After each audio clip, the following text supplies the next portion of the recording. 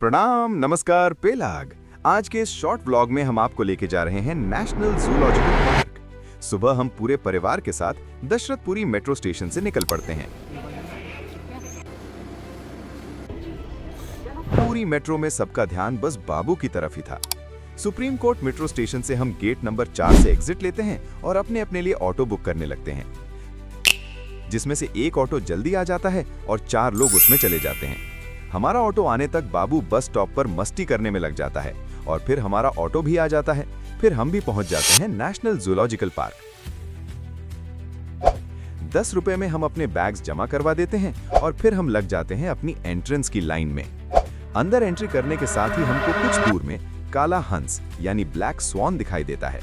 ये एक बड़ा जल पक्षी है जिसके पंख मुख्य रूप से काले होते हैं और उड़ान पंख सफेद होते हैं।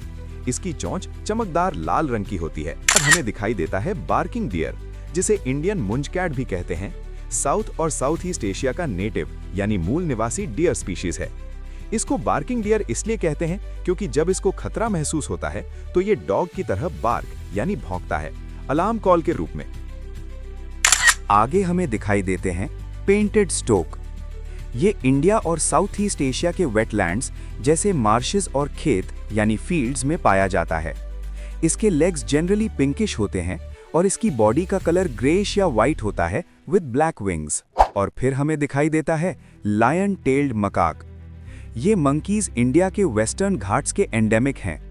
ये एक ओल्ड वर्ल्ड मंकी की प्रजाति है। इनकी पॉपुलेशन काफ़ी कम है और ये एंडेंजर्ड स्पीशीज में आते हैं। इनका रंग काला होता है और फेस के अराउंड सिल्वर वाइट बालों का एक बड़ा घेरा यानी मेन होता है। फिर हमें दिखता है हैमेड्रायस बबून।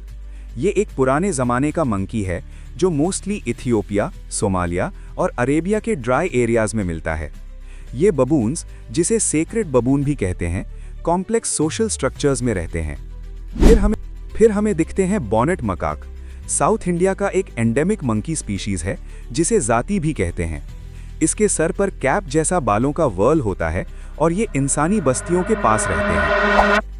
फिर हमें दिखता है हॉग डियर, जिसे पारा भी कहते हैं। ये एक छोटा डियर यानी हिरण होता है जो इंडस, गंगा और ब्रह्मपुत्रा के किनारे वाले वेटलैंड्स और ग्रासलैंड्स में पाया जाता है। इसका साइज छोटा होता है और इसका बॉडी स्ट्रक्चर थोड़ा हैवी दिखता है, इसलिए इसे हॉग डियर कहते हैं। जब ये डर जाते हैं तो अपनी पूंछ उठाकर गर्दन नीचे करके तेजी से भागते हैं।